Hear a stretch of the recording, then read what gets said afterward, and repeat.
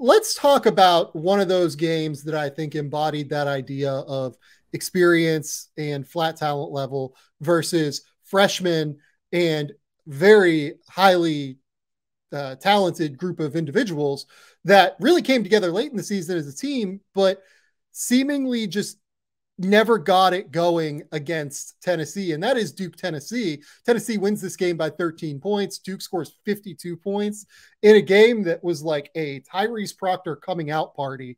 He was phenomenal, and just nobody else on offense, at the very least, it felt like was there to join him.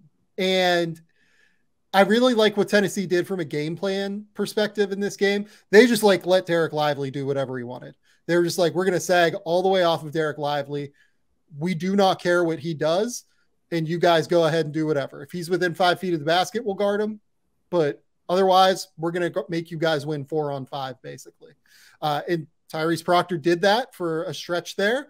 But for the most part, if you're getting into a defensive battle with Tennessee, where Tennessee is able to out-physical you, out-muscle you, kind of push you around, which of course they're going to be able to Duke. Duke is filled with 19 and 20-year-olds. Tennessee is filled with 22 and 23-year-olds. It just felt like you could really feel that strength and that physicality and that defensive cohesion in a real way in that game. And props to Tennessee. They deserve all the credit, I think.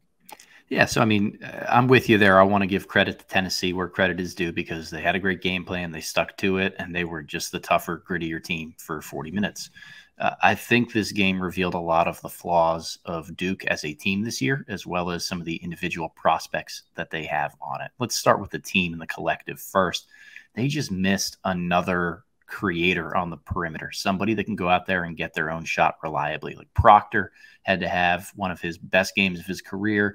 Jeremy Roach wasn't terrible throughout, but it's still not enough firepower on the perimeter to be able to win them games. And we saw that throughout the year when so many possessions would stall out of Filipowski, sometimes Mitchell, Lively, whoever else is on the floor, just kind of pinging the ball back and forth, looking for somebody to be able to attack and create something. And every possession for Duke during the stretch run of the season where they needed a bucket stalled out to a Tyrese Proctor high screen and roll. And if you're asking me, if you're going to be one of the 16 best teams in the country and be able to continue to advance, that's probably not going to be your bread and butter. As well as Proctor played against Tennessee, he's not built to be a number one scoring option. He's much more of a facilitator who's surrounded by shooters and uses that to leverage his ability to get to the rim. And this Duke team just didn't have another perimeter creator, didn't have another way of getting through offense. And what they ran into against Tennessee is a team that can lock you down a little bit in the pick and roll and shut off all of the options that tend to pop up. And Proctor had to have a career night just to keep them in it from that perspective, because there just was not enough offense from anywhere else. Maybe that's where we transition to Kyle Filipowski. Like I kept thinking about how much this team would have benefited from having Trevor Keels come back for another year, just another guard and another physical presence who can hang with that Tennessee team. Like they very much felt like freshmen, and they very much felt like a team that didn't have any perimeter scoring depth.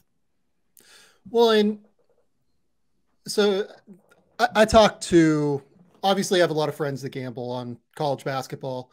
And the thing that I told them was, or at least two of them, was I felt like we would know how this game was going to go within the first 15 minutes or so. And a lot of it would be dependent upon how the officials called the game. And I felt like very quickly we had a very real inclination that these officials were just going to let these Tennessee dudes be super physical and just let like Uros Plavšić just like beat the shit out of whoever in the paint. Right. And look, I'm not here to like complain about Uros. I know a lot of Duke fans are very frustrated with him right now. It's who he is. This is his game. And if the officials are going to let it go, you got to adjust. You got to figure it out. And the thing with Tennessee is that even though they lost Zakai Ziegler is a very good point of attack defender, but they have a ton of other dudes that are super long, super active. Olivier Kamwa had a phenomenal game. I think he had like 25 points, 10 rebounds, just completely got the better of Kyle Filipowski, frankly, in the game. And I think that says a lot. I thought Lively was pretty good defensively, but more than anything, what we saw with his game in this one was how much work his offensive game needs to play at the NBA level. It's not, look, you can get away with being limited in the NBA level. I don't think you can get away with being as limited as Derek Lively is right now on offense. He needs to be able to like really run dribble handoffs, short roll to pass, be like a super high level downhill rim runner. I think sometimes like he doesn't use that ability even as well as he could. I think he gets bumped a little bit from taggers and he doesn't get that downhill force that you're really hoping to find all the time. I do think dunker spot player as much as anything. I do think he is a good short roll passer, though. I think that's an area of his game where he's pretty solid. It's just so dependent on having a guard that forces two defenders to come out on the perimeter to guard him. And I don't think that Duke has really had that all year. So it's been difficult to see that in prolonged stretches. Yeah. I don't necessarily hate that. Let's talk about the team that won this game. I mean, Tennessee is just old. They have Olivia Kamwa, who's going off, and they have, Julian Phillips, who had that massive dunk, and you have going up and down the roster. Like, it's just older guys. Josiah Jordan-James had some really high level moments in that game. They are super tough. They are super physical defensively. I think Rick Barnes had a great game plan for shutting down Duke. Once you could shut down that ball screen stuff, that was really it for them. And, I really liked what I saw from John Shire this season in general, especially the way that Duke grew throughout the year.